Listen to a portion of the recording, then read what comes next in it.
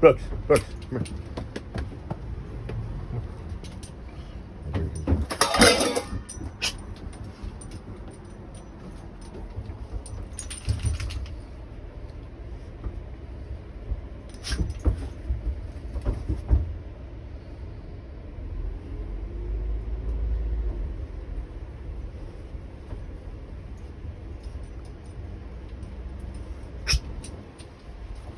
I'm going to pull him off just a bit.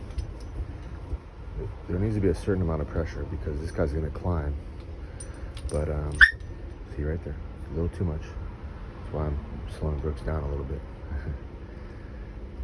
He wants to do it. He's just, you know, he's not ready for the full-blown play with an adult dog at this moment.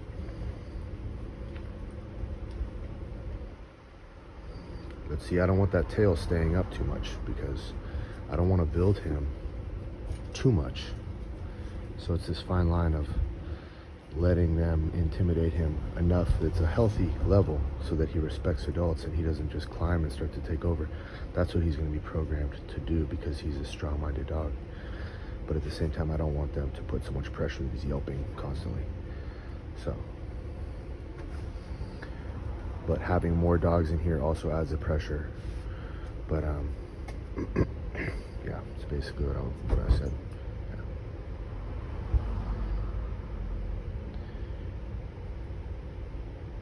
He should be submitting to adults at this age. He should be submitting. See, that tail goes down, but then it goes back up. Now Brooks isn't actually, he's more of a teenager.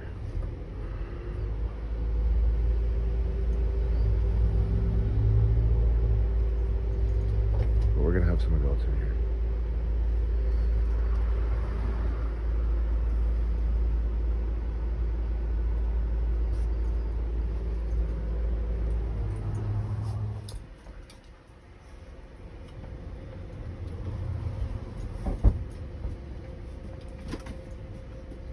Dominant axe, little dominant axe, see that?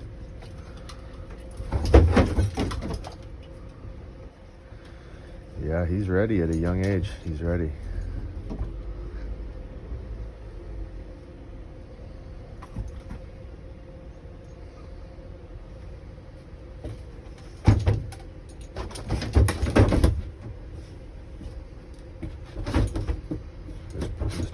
This pack is going to be right up his alley. This is what he's been looking for, I think. Watching, observing.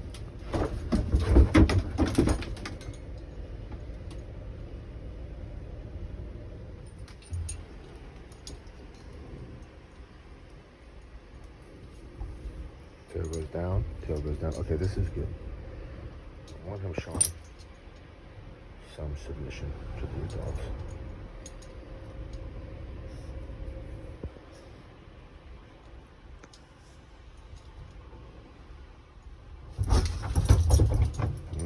A little intimidated, tails down, see the tail.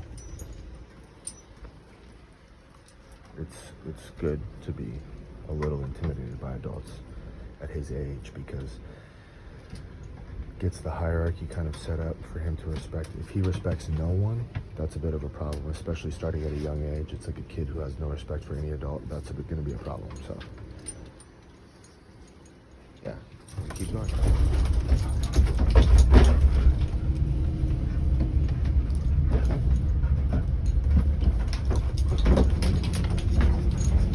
These two are basically boyfriend, girlfriend.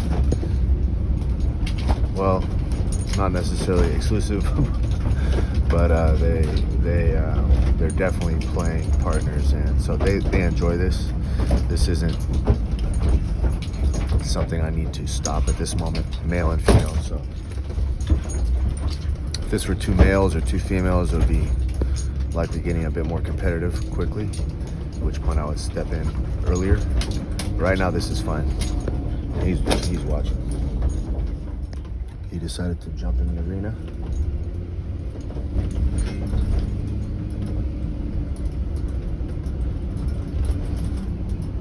Tail down.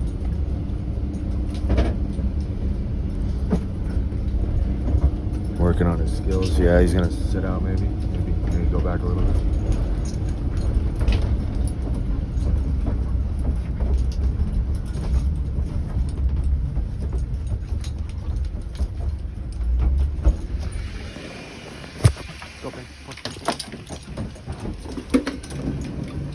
Tail went down, tail goes back up.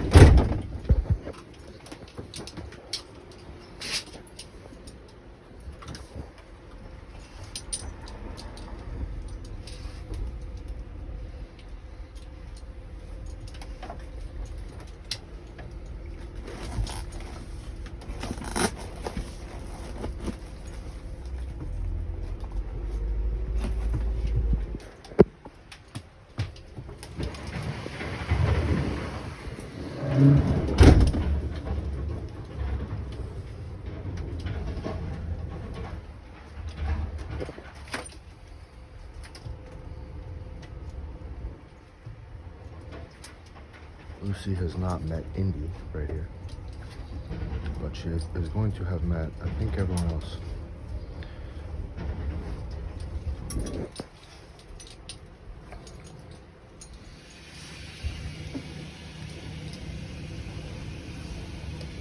Welcome.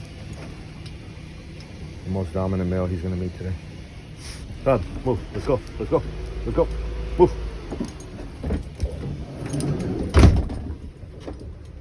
Tail is down. Okay, good.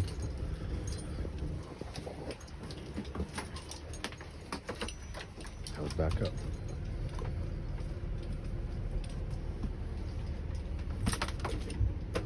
You can feel the seriousness.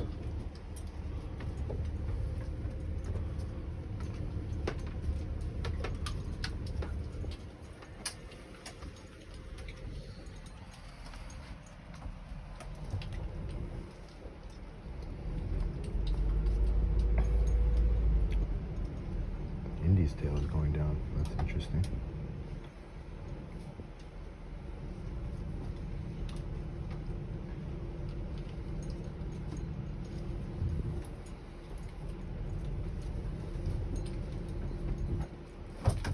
See that little move right there? It's like an escape move. It's like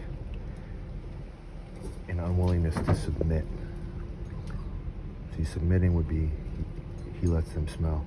That little jerk move with his head, it's kind of an escape. So he doesn't like to be submissive.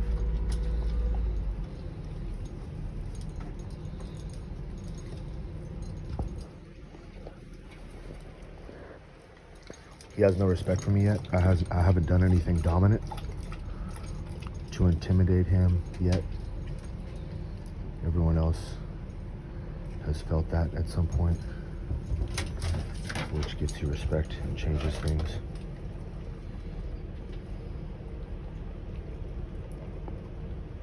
I'm not in a huge rush to do it. He's got enough going on right now. Tail, he got a little bit unsure, tail went down.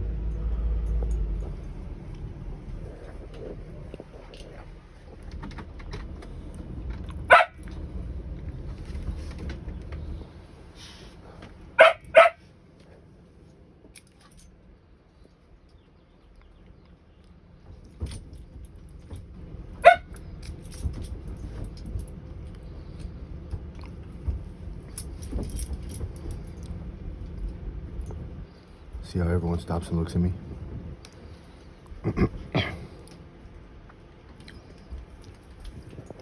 Hey!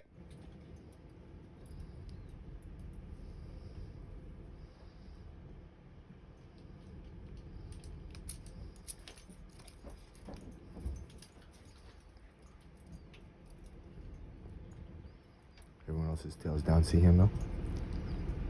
Okay. Small level of respect.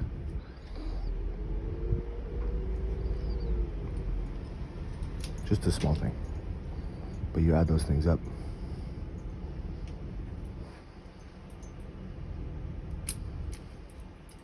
Tail went down. I want that tail. Because he's climbing so quickly that they're kind of looking to me like, okay, can you control this? At which point I have to, it's a good time for me to let him kind of know by doing something dominant. There we go. See, me looking at him, just that feeling of if someone's kind of being a predator towards you, along with the squirt gun at the right times.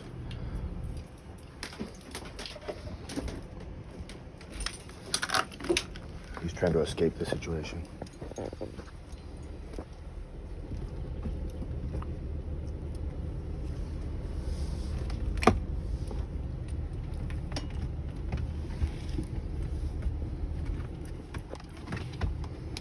So he'll learn. A lot of it is about what I don't do, but little experiences like that might be the way. So that eventually I raise my voice, and he, has respect for it.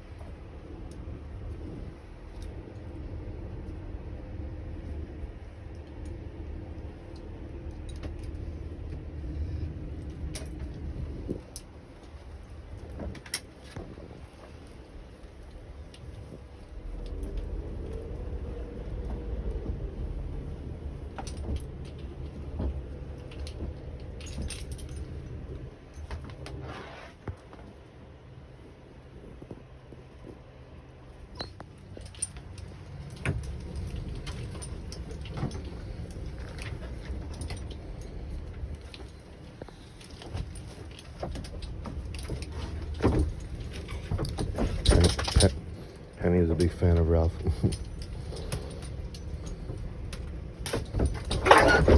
Yeah, that's okay. I think he doesn't want to play at the moment, man.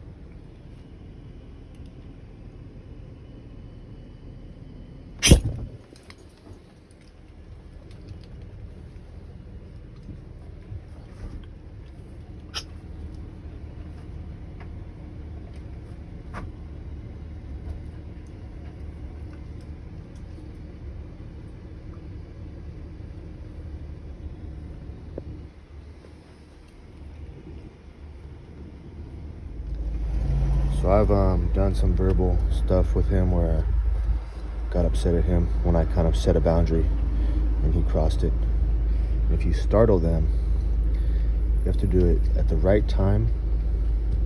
You kind of set the environment up. You know how when you're at a dinner and somebody says something that made someone feel angry or offended or something's a little bit off, all of a sudden you're like, oh, I feel something just changed. You don't know what that is. Well, I would imagine, there's a feeling, if you're being stalked by a predator where you're like, whoa, I feel a little bit eerie. We feel weird if somebody's looking at us. You could almost feel it, right? So if you really want to get into the depth of it, of working with more dominant dogs, you set the stage by creating that feeling where everything is very kind of serious and eerie, serious eeriness, and Then at the right time, you can get upset at the right vibration and get through to them when you add all of those things together.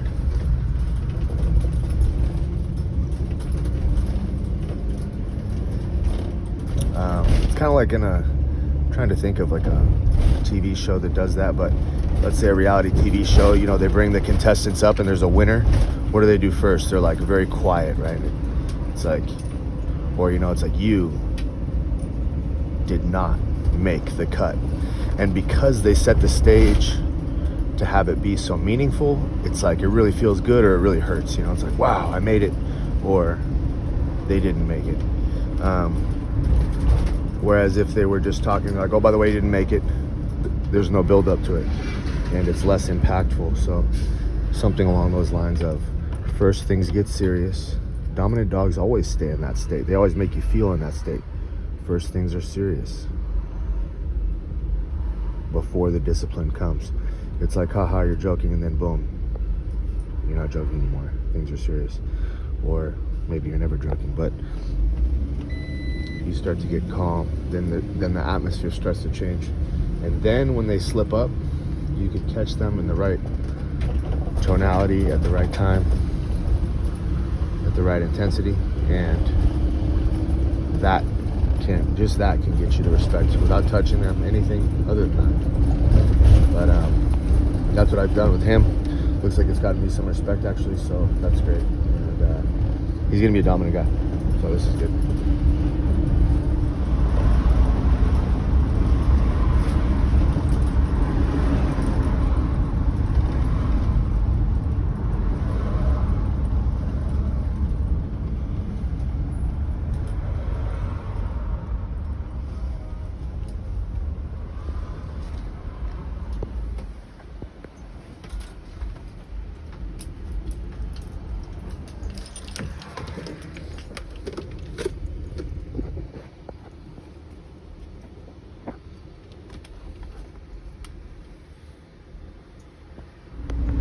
So I wasn't filming, but Cubby just see that. Let's see what the face looks like. A little bit aloof. See who he's looking at. Will he look at me? Looks at me, the ears go back. He looks at Cubby, the ears go back. Okay, now he's recognizing dominance. Cubby used the same tactics I did. Let's see if he does it again. Right here.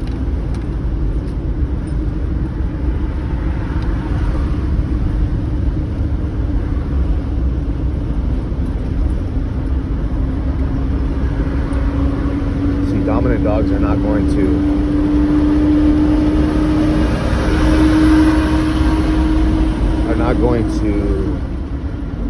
give away their power in the meantime by playing games, because the game is just setting it up to have Mase take advantage. So you don't leave that opening.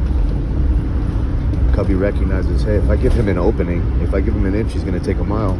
I have a solution. I'm not going to give him anything. So I have to be the same. That's why a lot of the time I'm so like not really interacting with the dogs. That's really exactly what it is, because if I interact with this dog, the other dogs come over, they're like, oh, Colin's up for grabs. Then they're like, oh, who's in charge if Colin's up for grabs, you know, kind of goofing around. You know, the leader in a military group, he's not like, that's like part of the pain, I believe, of like being, I haven't been in the military, but I've heard people talk. It's like, or you know, you're in an organization and you're higher, you're at the boss now, or it puts a divide between you and the other people, because you can't, you know, I'll stick to the military example. It's like the general is not just joking around on the same level as everyone else. He's like, I'm not joking around, you know. I only joke around with people on my level, and you're not on my level. And that's how it has to be. See him licking his lips? Cubby did the same thing. He doesn't like this. He's getting ready, like a snake.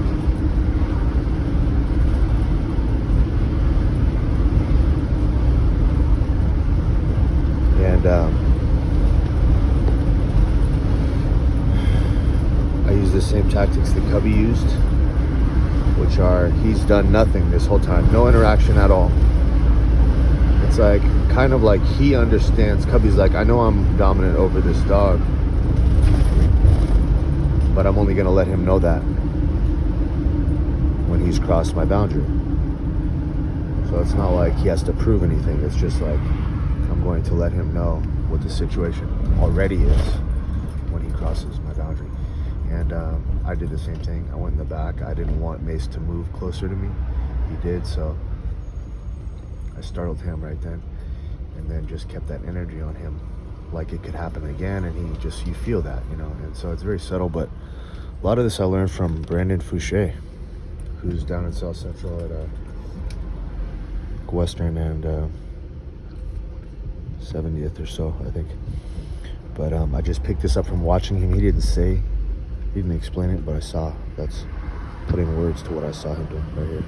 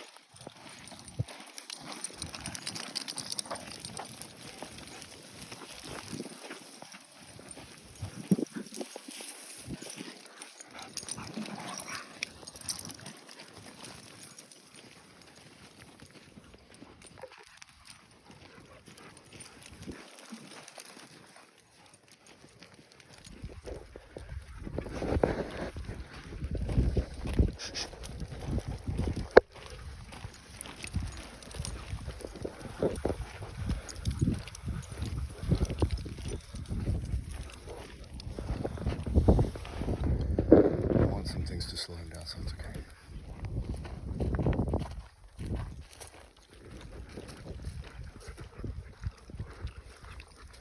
Brooks' backpack came off, so I'm gonna have to watch these guys. Now the energy's gonna take way up.